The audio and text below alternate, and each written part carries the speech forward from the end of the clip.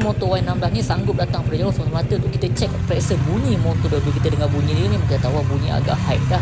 And then dia kata bila dia bawa, motor dia rasa vibrate dan power pun hilang.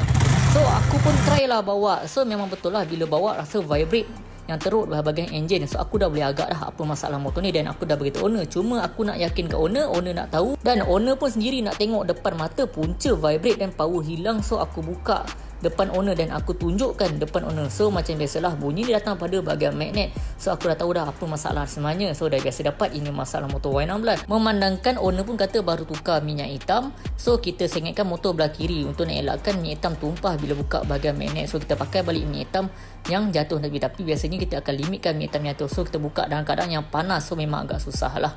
So kita kena buka dengan berhati-hati. So bila buka kita tengok condition dia, motor dia yang agak berwarna perang-perang. So kita tahu lah motor ni memang pernah ada masalah minyak hitam kurang.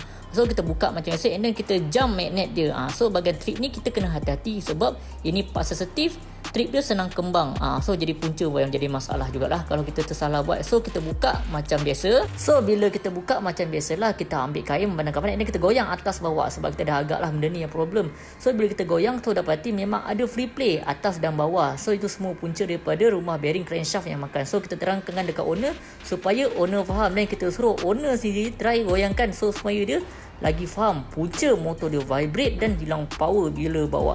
Tapi benda ni melibatkan costing yang besar, kena overhaul. Tapi memandangkan owner pun tak ada bajet, so tak ada masalah. At least owner pun dah tahu apa punca masalah. Dia tak ragu-ragu lagi dengan motor dia ni. Tapi kita pun bagi dua option ke owner. Kalau owner nak proceed untuk buat in one day, kalau dah ada modal, ada dua pilihan. Sama ada nak tukar crankshaft ataupun buat balik rumah bearing crankshaft. Tapi risiko bila kita buat balik rumah bearing crankshaft, untuk rosak balik tu ia dah tinggi 50-50 tu sepanjang pengalaman kita orang buat. So kalau ada bajet, just tukar crankshaft baru kalau tak nak pening kepala. Owner pun takut-takut nak bawa, takut lagi teruk. Jadi tapi kita cakap lah, kalau bawa pun kalau makin teruk pun mungkin bunyi dia akan jadi makin bising. Itu je lah risiko. So tapi boleh je bawa macam biasa. Tapi kalau ada bajet, bolehlah buat secepat mungkin. So kita pasang balik macam biasa. So untuk korang mana ada masalah motor, nak servis motor korang, boleh datang ke Diana Garage yang mana dekat dengan rumah korang. Macam-macam servis kita sediakan untuk korang.